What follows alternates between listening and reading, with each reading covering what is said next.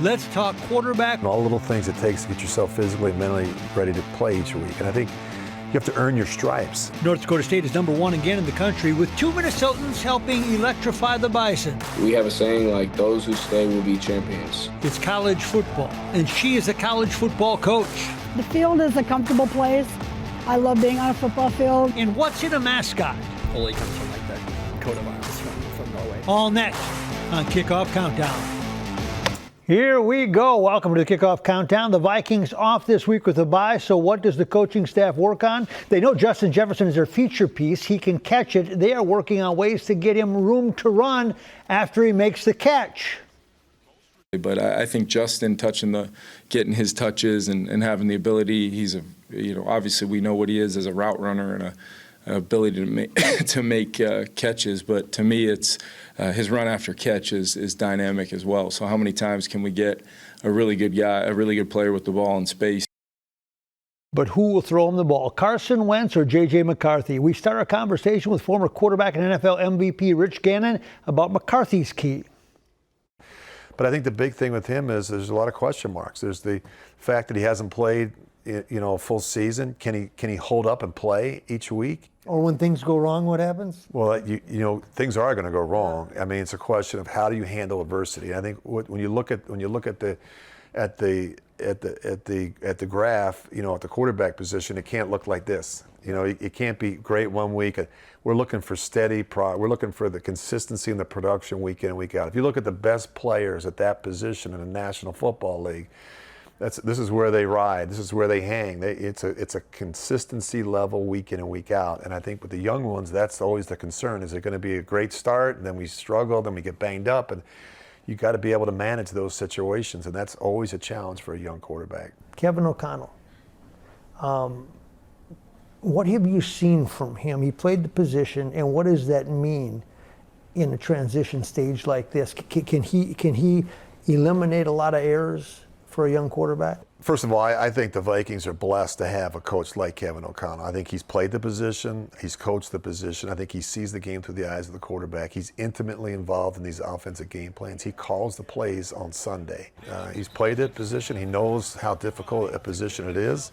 I think he builds game plans around what players do well, what they have a history of doing well. And I think this offense is going to be tailored to really what JJ likes and what he does well. The Green Bay Packers are back from a bye week to play the Joe Burrow-less Cincinnati Bengals. That's a win. The last time we saw the Pack, it was an interesting overtime tie with the Dallas Cowboys, a game that had everything, kind of like this entire Packers season. Yeah, no, I think there's been a lot of good, and there's been some stuff we want to improve on still. I think team-wise, you look at it, I still think we haven't played our most complete complementary game in all three phases. So I think some of our early wins, I think we're showing really good signs of that. Like it or not, fantasy football has changed the way the NFL is consumed. But what do the players think? Ryan Clayton went to the Vikings locker room to learn how it's perceived and what is allowed. A weekly ritual. Monitor the waiver wire, make your claims, set your lineup, and then watch the results. Well, I played it when I was in college, so enjoyed the competitive aspect of it. Fantasy football has gotten so big that it can be the first thing mentioned in historic moments. Like last season when NFL MVP Josh Allen threw and caught a touchdown on the same play. The post-game interview revealing. Chris Collinsworth is very excited because he started you on his fantasy team. I love that. So did I. Some of the biggest stars in the NFL play fantasy, but the league has rules. An NFL player cannot win more than $250. Daily fantasy is a no-go. Same, of course, for sports betting, something that Vikings corner Isaiah Rodgers was suspended for 2 years ago. So in summation, only season-long fantasy is allowed. I think it just gives something to involve the fans into our world. So I think it's pretty cool. The fans get to have insights and they get to have their opinions on the game. So it's part of life. A lot of NFL players play. Do you?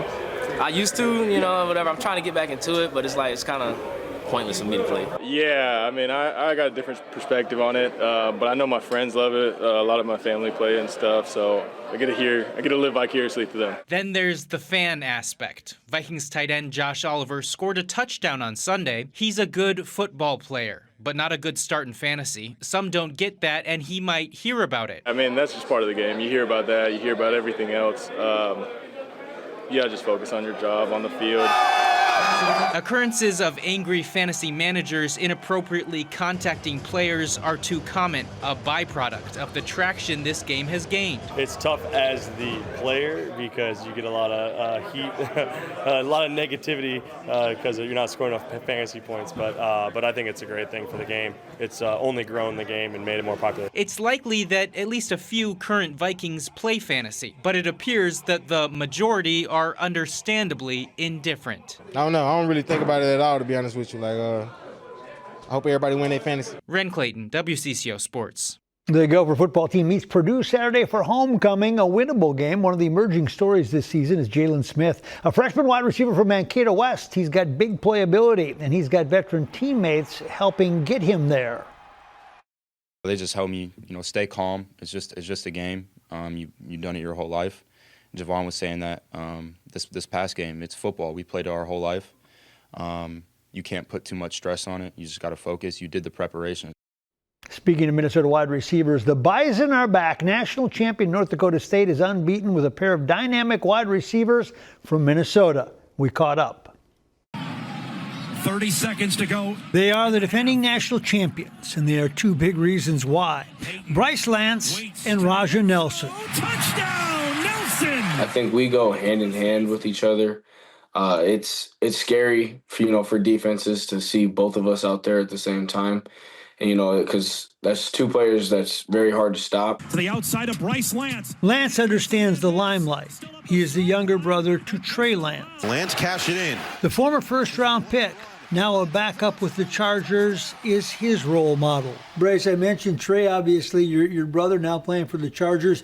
He's seen it all, too, in his football career. What have you learned from him? Yeah, everything, honestly. I mean, I remember from a young age, as a little brother, I was just following him around. And obviously, he went to NDSU, so I learned a little bit about the culture and the program from him before I got here. And then, as he's expanded his career, he's always there for me to pick his brain. Right now, they are part of a culture unmatched in FCS football. To be a Bison is to be a champion all year. Bryce Lance, his second score. Pressure kind of comes with that standard, but I feel as if, since we have made that a standard within our program, that you kind of like born into it once you join this program. Yeah, no doubt. Coach Polsek, always preaches, you're a Bison everywhere you go, on or off the field. So not only during workouts, but, wherever we are, we're representing ourselves in a first-class manner.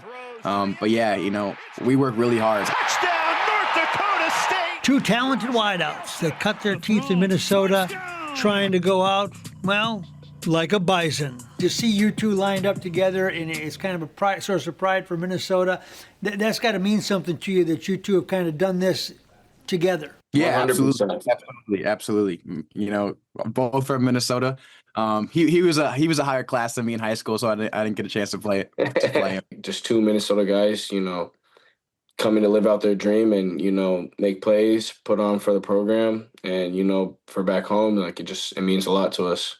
It's worked out well. Michelle Braun played and coached for the female team, the Minnesota Vixens, has added something this fall, another piece to her football coaching resume. This is someplace I'm very, very familiar with. I don't think it ever gets old. Yes, the football field of Michelle Braun. It's been quite a journey. She got her chance to play the game she loves when the Minnesota Vixens were formed, an adult tackle team. She anchored the offensive line. She was hooked the first game. Coming out there and running on that field, it was just the greatest feeling in the world. I mean, your heart's pumping, you're just excited, and you're thinking that I have an opportunity and a shot to do this, and it was really, really cool. Play the game you love. Exactly. When she left the game as a player, she kept coaching the team. Then this fall, she got a new opportunity to help coach the Augsburg offensive line. Perched in the booth and making connections on the game she loves with a different gender. Is there a big difference between coaching men and coaching women?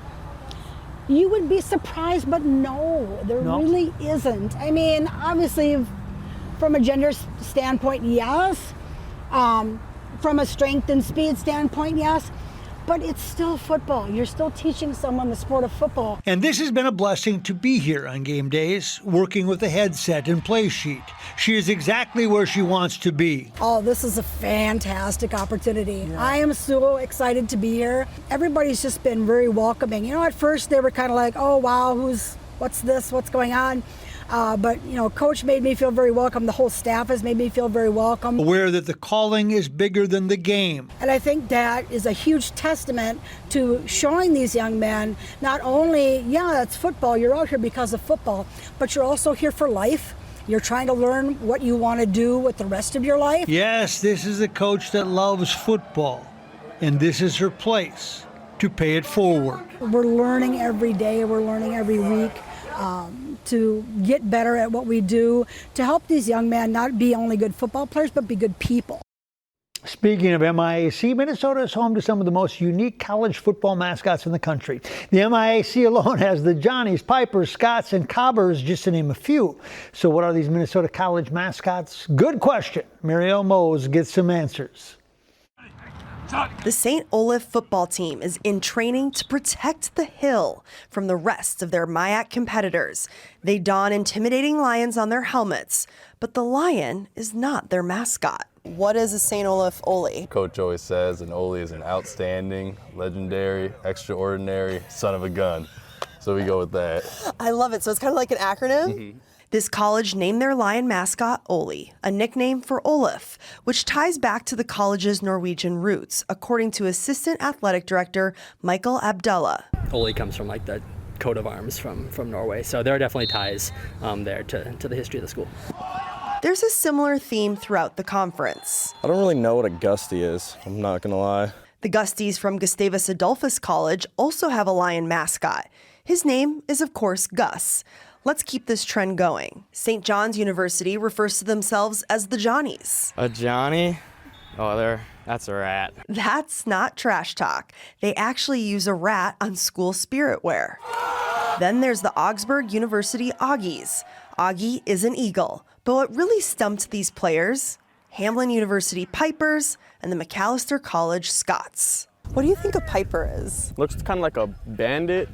Or like a robber or something of that sort. Their mascot is based off the famous poem of the Pied Piper of Hamelin. I don't know what a Scot is. That refers to McAllister's Scottish history. The mascot is Coo, the Scottish longhorned cow. But Concordia Moorhead takes the cake. Or should we say corn? Their mascot's a piece of corn, so I think they just like corn out there. Corn cob. Yeah, that's probably the weirdest one. St. Olaf head coach James Killian argues the odd nicknames are a source of pride. When you meet people out anywhere, they don't say St. Olaf. It's like, oh, you're an Ole or you're a Gusty or, you know. So that's got to be unique. Nowhere else are people saying that about their school. In Northfield, Marielle Mose, WCCO Sports. That's your kickoff countdown for the week. Thanks for listening. Don't forget to follow, rate, and share. Join us every Friday wherever you get your podcast to discover what's at stake on game day, from the Vikings to the Gophers and beyond. And make sure to watch the live kickoff countdown Thursday nights at 10:15 on WCCO.